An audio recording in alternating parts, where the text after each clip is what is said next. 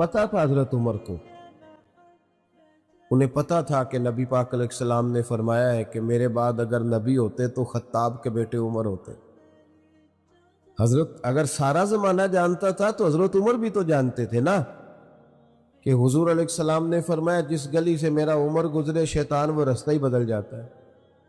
اگر ساری دنیا کو پتا ہے تو حضرت عمر کو بھی تو پتا ہے نا اس بات کا کہ 950 سال حضرت جبریل امین جناب عمر کی شان بیان کرے تو ختم نہیں ہوتی۔ اگر سارے زمانے کو ان باتوں کا پتا تھا تو حضرت عمر کو بھی تو پتا تھا نا۔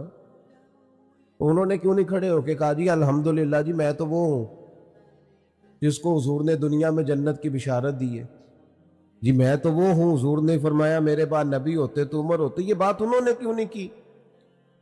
انہوں نے تو جہاں بھی بات کی ایک کی بات کی کہ میں تو اونٹ چرانے والے کا بیٹا ہوں۔ انسان دنیا میں آتا ہے اور ڈھیر سارا وقت گزارتا ہے، زندگی کے بہت سارے پیچ و تاب سے گزرتا ہے، چمن میں بہار بھی دیکھتا ہے اور گلشن میں خزاں بھی اسے نظر آتی ہے، سوگ کی نیند بھی سوتا ہے اور دکھوں کے پہاڑ بھی اس کے سر سے ہو گزرتے ہیں۔ بہت ساری آزمائشیں ہیں زندگی میں۔ انسانی ذہن کے اندر یہ سوال بار بار آتا ہے کہ ایک شخص پیدا ہوا، پھر اتنی مشکلات اس نے دیکھیں، پھر وہ چلا گیا دنیا سے، کیا مقصد ہے اس سب کا؟ انسان کا آنا ہے پھر اس کا جانا ہے، تو اس کا مقصود کیا ہے؟ اللہ تبارک و تعالیٰ نے قرآن مجید میں اس کا جواب ارشاد فرمایا ہے۔ فرمایا الذی خلق الموت والحیات لیبلوکم ایکم احسن عملا۔ اللہ تعالیٰ نے موت اور حیات کو اس لیے پیدا فرمایا ہے تاکہ پتہ چلے تم میں بہترین عمل کون کرتا ہے۔ نہ روزی روٹی کمانے آئے ہو، نہ اونچی بلڈنگیں بنانے آئے ہو، نہ اپنا بہت زیادہ نام پیدا کرنے آئے ہو، کردار کو کتنا کو حسین بنا سکتے ہو، اپنے عمل کے کتنے اچھے نقوش دنیا میں چھوڑ سکتے ہو، تمہارا وجود لوگوں کے لیے کتنا نفع بخش ہو سکتا ہے، اس مقصد کے لیے تمہیں دنیا میں بھیجا ہے۔ کردار کی بلندی، اخلاق کی بڑائی، اپنے عمل سے بہترین طرز زندگی اختیار کرنا، یہ انسان کے دنیا میں آنے کا مقصد ہے۔ یہ آپ اچھی طرح سمجھتے ہیں کہ جو چیز اپنا مقصد پورا نہیں نہ کرتی وہ اپنی جگہ پر قائم نہیں رہتی۔ یہ مائک لگایا ہے کہ آواز کو لاؤڈ کر کے آپ تک پہنچائے گا، اور اگر یہ آواز نہیں دے گا تو اس کو چھوڑ دیا جائے گا، کوئی اور مائک منگایا جائے گا، کیونکہ جس کام کے لیے بنایا جب وہ کام ہی نہیں کر رہی تو پھر اس کی اپنے منصب پر اس کا قائم رہنا مشکل ہو جائے گا۔ پنکھا لگایا جاتا ہے کہ ہوا دے، لیکن اگر وہ ہوا نہیں دیتا تو چھت پہ کوئی بھی اسے سجائے نہیں رکھے گا۔ سمجھ لیں، انسان کے، مسلمان کے دنیا میں آنے کا مقصد اچھا کام کرنا ہے، مقصود اچھا کام کرنا، لیکن جب وہ اپنے اصل کام سے ہٹ جاتا ہے پھر اپنے مقام سے بھی ہٹ جاتا ہے، پھر اس کو جو فضیلت ہے، جو اس کی عظمت ہے، جو اس کی شان ہے، اللہ رسول کی بارگاہ سے جو اسے مرتبہ ملنا ہے، ظاہر ہے وہ اس پر قائم نہیں رہتا۔ روز اپنی سیرت میں اچھے نقش بھرنے کی کوشش کی جائے، روز اپنے عمل میں کچھ نہ کچھ بہتری لانے کی کوشش کی جائے۔ ہمارے ہاں لوگ کچھ باتیں طے کر لیتے ہیں اپنی زندگی میں۔ میں اکثر دوستوں سے کہتا ہوں کہ اگر کوئی بچہ ضدی ہو نا، اس کے سامنے روز کہنا نہیں چاہیے کہ تو ضدی ہے۔ لوگوں کو نہیں بتانا چاہیے یہ بڑا ضدی ہے، بات نہیں مانتا، ورنہ وہ پکا ہو جاتا ہے کہ میں ہوں ہی اس طرح کا۔ اس کا خیال ہوتا ہے کہ میرا تعارف ہی یہ ہے کہ میں ایک ضدی آدمی ہوں، میں نہیں مانتا کسی کی۔ ہمارے دائیں بائیں ارد گرد لوگ جو ہمارے بارے میں کہنے لگ جاتے ہیں، ہم اس پہ پکے ہو جاتے ہیں، ہمارا ذہن بن جاتا ہے کہ جناب اب چونکہ ہم نکھر گئے ہیں، اب ہم ایک شخصیت ہیں، اب ہمارا ایک نام ہے، اور خود بخود ہم طے کر لیتے ہیں کہ میں بڑا وفادار آدمی ہوں، مجھے بڑے لوگ جانتے ہیں، میرا معاشرے میں بڑا اچھا تعارف ہے، اللہ کا شکر ہے جی، آپ گلی کے کسی کونے سے میرا نام پوچھیں گے لوگ آپ کو خود چھوڑ جائیں گے، شکر ہے جی اللہ کا، چار لوگوں میں، یہ تو ہم نے خود سے بنا لیا۔ پھر اس کا نقصان یہ ہوتا ہے کہ تعمیر رک جاتی ہے، انسان کی ترقی کے جو منازل ہوتے ہیں وہ رک جاتے ہیں۔ پتہ تھا حضرت عمر کو، انہیں پتہ تھا کہ نبی پاک علیہ السلام نے فرمایا ہے کہ میرے بعد اگر نبی ہوتے تو خطاب کے بیٹے عمر ہوتے۔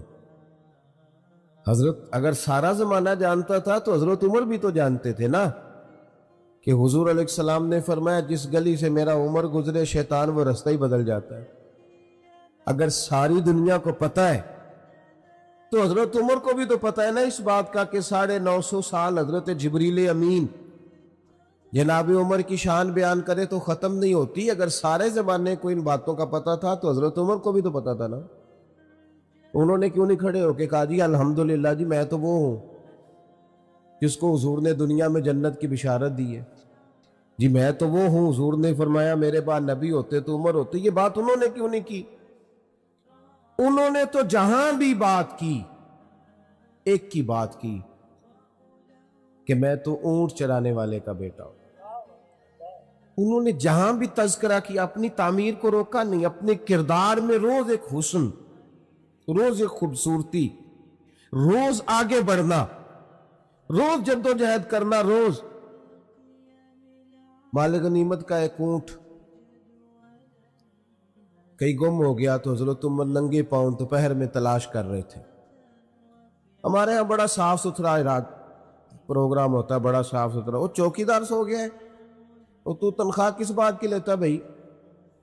تو کیسے سو گیا بھائی؟ آپ خود یہ کام کر رہے ہیں، ملازم کیوں رکھا ہوا ہے جی؟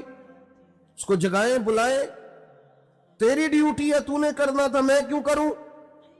بس ذہن ہے نا ہمارا، ہم کسی نہ کسی مقام پہ کچھ بن جاتے ہیں، کسی نہ کسی جگہ پہ ہمارا ذہن بن جاتا ہے کہ میں کچھ ہے ہوں، پھر ترقی نہیں ہوتی۔ کئی دفعہ دوسرا آدمی آگے نکل جاتا ہے، اور میری طرح کے بہت سارے لوگ اپنی پگڑی اور اپنے شملے کے چکر میں ہی پیچھے رہ جاتے ہیں۔ اللہ اکبر! حضرت فاروق اعظم اونٹ گم ہو گیا، تلاش کر رہے ہیں۔ ایک صحابی نے کہا جناب غلام کو کہہ دیں آپ تو 24 لاکھ مربع میل کے حکمران ہیں، ہر بندے کو غلط فہمی نہیں ہو جاتی کہ میں فلانی چیز ہوں؟ یہاں تو لوگ آ کے بات سناتے ہیں تو محسوس ہوتا ہے کہ یہ مسئلہ پوچھنے نہیں آئے، یہ مسئلہ بتانے آئے ہیں، یہ تو سبق دینے آیا ہے۔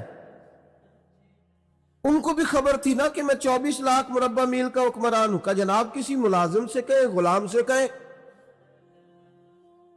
تو حضرت عمر بات سن کر رو پڑے، کہنے لگے میں بھی تو غلام ہی ہوں نا، میں بھلا کیا ہوں، میں بھی تو ایک غلام ہوں نا، میں بھی سے ثبوت نہ منگو میتھوں، اے پلا نظر کرم قد ہوئی، میں جانا یا دل بر جانے غیر نہ جانے کوئی، تو میں مسکین پرانا خادم کسے در ملی نہ ٹوئی، اے تے واصف یار نے نظر جو کیتی تے واصف ہی ہوئی، ورنہ میں جو ہوں مجھے اس کا پتہ ہے۔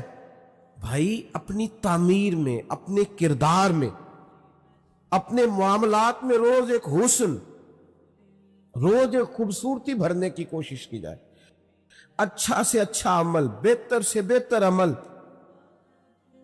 50 سال نوکری کی ہے دین کی خواجہ اجمیر نے، کتنے سال بولیے؟ 50 سال، اور اس نوکری کا نتیجہ لاکھوں لوگوں نے کلمہ پڑھا ہے،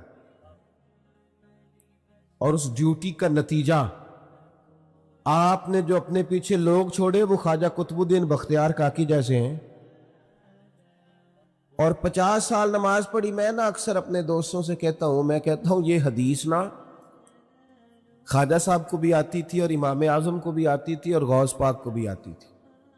یہ جو حدیث ہے نا کہ عام آدمی ساری رات نماز پڑھے، और आलिम इशा की नमाज पढ़ के सो जाए और फजर तक सोया रहे तो फिर भी दर्जा आलिम का ही ज्यादा। ये हदीस इमाम आजम को भी तो आती थी ना, तो वो तो सारी रात ही नफल पढ़ते रहते थे। हालांकि उनसे बड़ा आलिम दोबारा पैदा उनके बाद आया, उनको भी तो आती थी ना।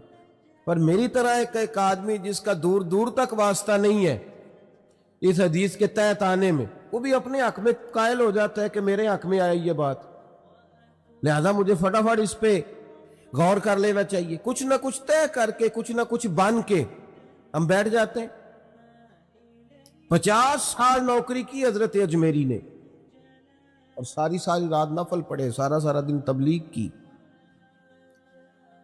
आखिरी वक्त था, आखिरी अयाम चल रहे थे तो सारा सारा दिन रोते थे।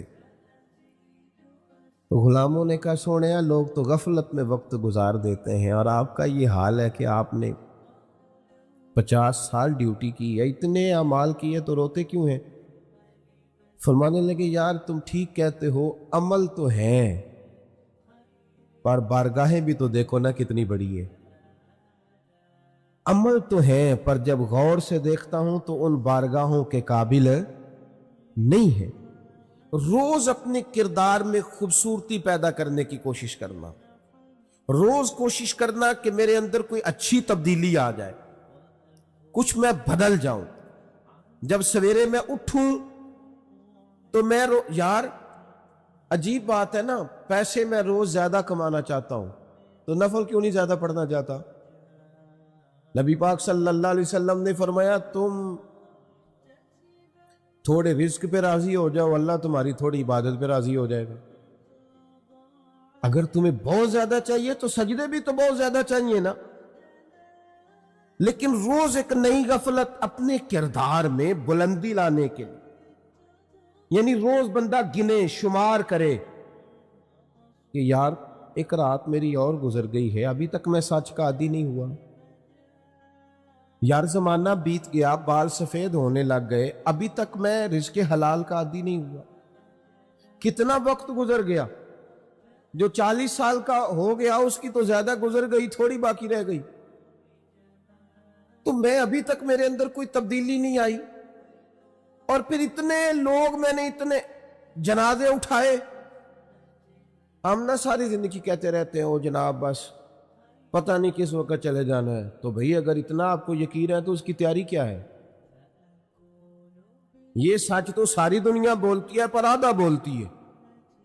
पता नहीं जी कब चले जाना है, भाई ये तो आधा सच है। इससे अगला भी तो बोलो ना, उस जाने की तैयारी क्या है। इससे अगला सच भी बोलो, उसके लिए अमल क्या है, उसके लिए किरदार क्या है। हारून रशीद ने हजरत दाऊद ताई रहमतुल्लाह अलैह से कहा कि हुजूर दिल सख्त हो गया है, कोई नसीहत कर दे। तो हजरत दाऊद ताई रहमतुल्लाह अलैह फरमाने लगे तुम्हारे वालिद कहाँ हैं? कहा कब्रिस्तान में। दादा कब्रिस्तान में। तुम्हारा एक भाई भी था, एक बेटा भी था। समझ आ रही है मेरी बातों की? हजरत वो सारे कब्रिस्तान में। तो आप फरमाने लगे जिस बंदे ने इतने जनाजे पड़े हैं उसे मैं क्या नसीहत करूं? अब इतने लोग तू कब्रिस्तान छोड़ आया है तो तूने नहीं जाना? इतने जनाजे तूने पड़े हैं और अभी तू कह रहा है मैं नसीहत करूं? अजीज भाइयों, किरदार ज्यादा से ज्यादा खैर, ज्यादा से ज्यादा, अगर आप मेरी बात पे थोड़ी तवज्जो करें ना तो इस उम्मत के जो उस्ताद है ना उनका नाम हजरत अबू बकर सिद्दीक है। उम्मत मुस्लिमा ने किरदार की रोशनी, अमल की खूबसूरती, जज्बा इश्क रसूल सल्लल्लाहु अलैहि वसल्लम, हुजूर की गुलामी, वफा, अदब, ये सारा कुछ इस उम्मत ने हजरत सिद्दीक अकबर से सीखा है। उन्होंने हुजूर के बाद सारी उम्मत को सिखाया है कि किस तरह तुमने हुजूर से रिश्ता रखना है। आप कभी गौर करें ना इस शख्स पर, ये ताजर भी थे, नबी करीम अलैहिस्सलाम की खिदमत में हर वक्त हाजिर बाश भी रहते थे, ड्यूटी भी करते थे। जिस तरह का हुजूर हुक्म करते वो हुक्म भी पूरा करते थे। लेकिन आप کبھی خوبصورتی دیکھے نا تو اس طرح نہیں ہے کہ میں نسبت والا ہوں تو میں قریب. ہمارے ہاں نا ایک بہت بڑا طبقہ وہ بھی پیدا ہو گیا ہے جو کہتا ہے میری نسبت بڑی قریب کیا تو مجھے خیر ہے. اور کچھ نعت خواں بھی ہمیں مل گئے ہیں، کچھ باعث مل گئے، کچھ قوال مل گئے، جو جنت بس 3 4 5 منٹ کی بات ہے، آپ جنتی ہیں، اتنی سی بات ہے. اور اگر زیادہ جلدی جنت لینی ہو پھر آپ کے پاس کرارے نوٹوں کی دتھی ہونی چاہیے اور اسٹیج کے آپ کو قریب ہونا چاہیے. پھر تو بالکل اسی وقت نام بھی یاد کر لیا جاتا ہے اور عشق رسول کی ڈگری بھی بانٹ دی جاتی، پھر تو بالکل قریب ہے. بھائی ام حسبتم ان تدخلوا الجنہ، اللہ تو فرماتا ہے تم آسان سمجھتے ہو جنت میں چلے جاؤ گے. یہ تو بڑا مشکل کام تھا، لیکن یہاں فٹافٹ ہی لوگ اس پر سوار ہو گئے. حضرت ابوبکر صدیق کو آپ دیکھیں، حضور نے ایک دن پوچھا، یوں صحابہ کی صفیں، پوچھا آج کسی نے روزہ رکھا ہے؟ عرض کی حضور میں نے رکھا ہے. فرمایا آج کسی نے مسکین کو کھانا کھلایا ہے؟ یا رسول اللہ میں نے کھلایا ہے. آج کسی نے کوئی جنازہ پڑھا ہے؟ یا رسول اللہ میں نے پڑھا ہے. حضور نے فرمایا ابو بکر یہ جو صلاحیتیں تیرے اندر ہیں نا، اگر کسی بندے میں جمع ہو جائے نا تو اللہ تعالیٰ اسے جنت ہی عطا فرماتا ہے، اس کا لازمی نتیجہ جنت ہے. یہ دیکھیں جنازہ بھی پڑھ رہے ہیں، جو نبی کریم کی نوکری ہے وہ اپنی جگہ پہ قائم ہے، جنازے بھی ہیں، صدقات بھی ہے، خیرات.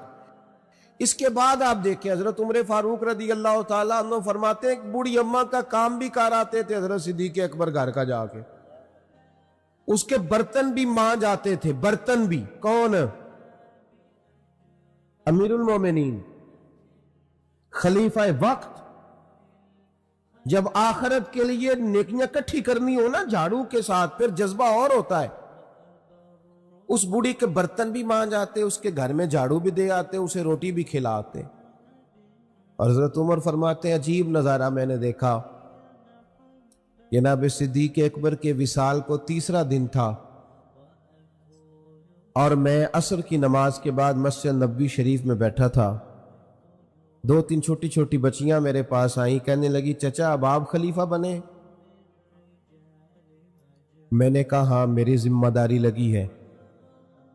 تو وہ کہنے لگی پھر آپ چلیں گے ہمارے ساتھ؟ میں نے کہا پتر تم نے کہاں لے جانا ہے؟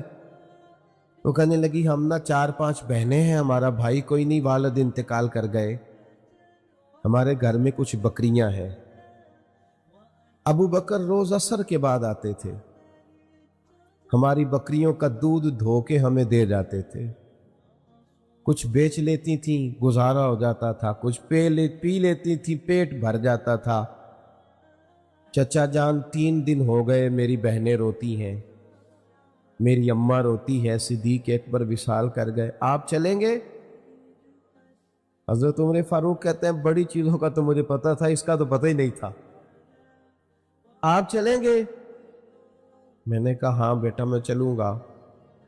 بیٹیاں آگے آگے چلنے لگی، سیدنا فاروق اعظم پیچھے پیچھے روتے جا رہے. رستے میں ایک صحابی ملے، کہنے لگے عمر کہاں جا رہے ہو روتے ہوئے؟ تو فرمانے لگے یار ابو بکر صدیق میرے لیے رستہ ہی بڑا مشکل کر گیا ہے، جگر راہ وفا میں نقش ایسے چھوڑ آیا ہوں، میں جس منزل سے گزرا ہوں وہ اب تک یاد کرتی ہے. کہا کیسے ان کے رستوں پہ چلا جائے؟ اپنے کردار میں روز ایک نیکی کو شامل کرنا. کچھ نہ کچھ ہم نے نا بڑی حدیثیں سنی اور بڑی پڑھی اور بڑی لوگوں کے سامنے بیان کی علماء نے.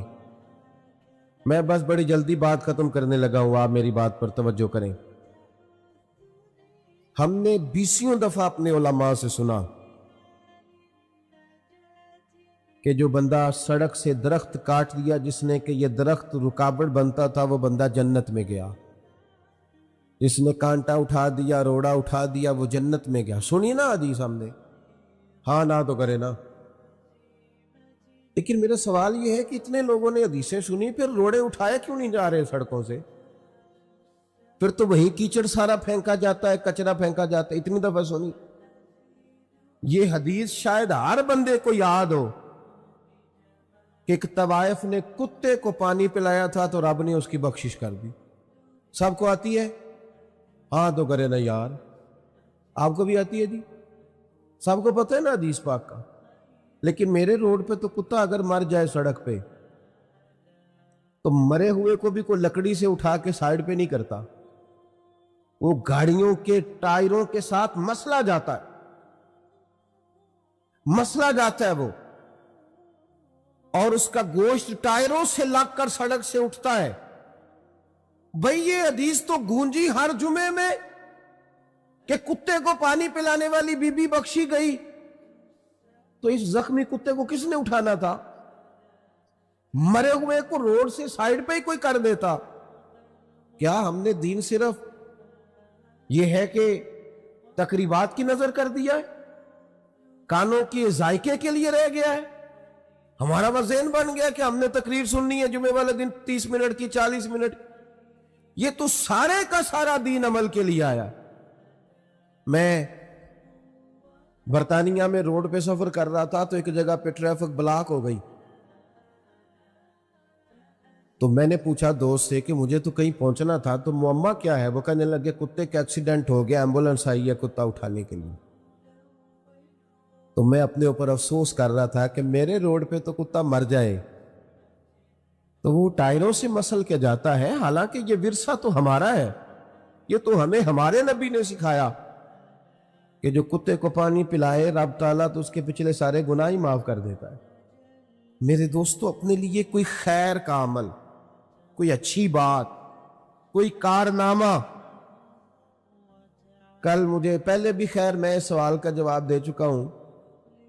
कल सुबह एक दोस्त ने मुझे मैसेज किया कि ये जरा सवाल का जवाब दे, मैंने सुना है किसी ने कहा है कि मस्जिद में सीमेंट का तोड़ा देने से बेहतर है किसी गरीब को आटे का थैला दे दिया जाए। मैंने कहा यार ये नई शरारत है, इसका माना है, मेरी बात की समझ आ रही है? नहीं कोई ऐसी बात छेड़ो जिससे लोग बहस करें। तो मैंने कहा उसे को चल यार तू थैला ही दे तो सही ना, कुछ तो करना, कोई काम तो कर मेरे भाई, रट्टा डालने की क्या जरूरत है, कोई नेकी करो। बाकी अगर आप मुझसे पूछे तो कायनात में सबसे ज्यादा गरीबों की बात मेरे नबी पाक ने की है, पर हुजूर ने मदीने आके पहले मस्जिद बनाई थी, मस्जिद पहले बनाई। हमने कुछ करना नहीं। मैं आपको बताऊं, मेरी गली में जितने गरीब लोग हैं ना, मेरा ख्याल है गली के अमीर लोग ही मिले तो उन गरीबों के ऊपर दस्ते शफकत रखा जा सकता है। लेकिन मैं तो अपने महल को डबल करना चाहता हूं, मुझे गरीबों से क्या लगे। मेरा तो मामला सिर्फ इस हद तक है कि मेरा घर बचता है कि नहीं। ऐसी हवा चली है, हर शख्स सोचता है तमाम शहर जले, बस एक मेरा घर न जले, मर जाए सारी दुनिया मैं बच जाऊं। ये सोच मुसलमान की नहीं, ये खुद गर्ज लोगों की सोच है। ये लोगों की सोच है जो अपने लिए जीते हैं और अपने लिए ही मर जाएंगे। बात खत्म करने लगा हूं, आप तवज्जो करेंगे। एक 100 घर था मदीना मुनव्वरा में। कितना जी? 100 घर। उस 100 घर में 3 वक्त रोटी भी जाती थी, बच्चों के कपड़े भी जाते थे, कोई बीमार होता था तो दवा के पैसे भी जाते थे। 100 घर था। और मेरी तरफ देखना मेरे यारों, 100 घर में रोटी जाती थी, पर किसी को पता नहीं था कौन दे जाता है।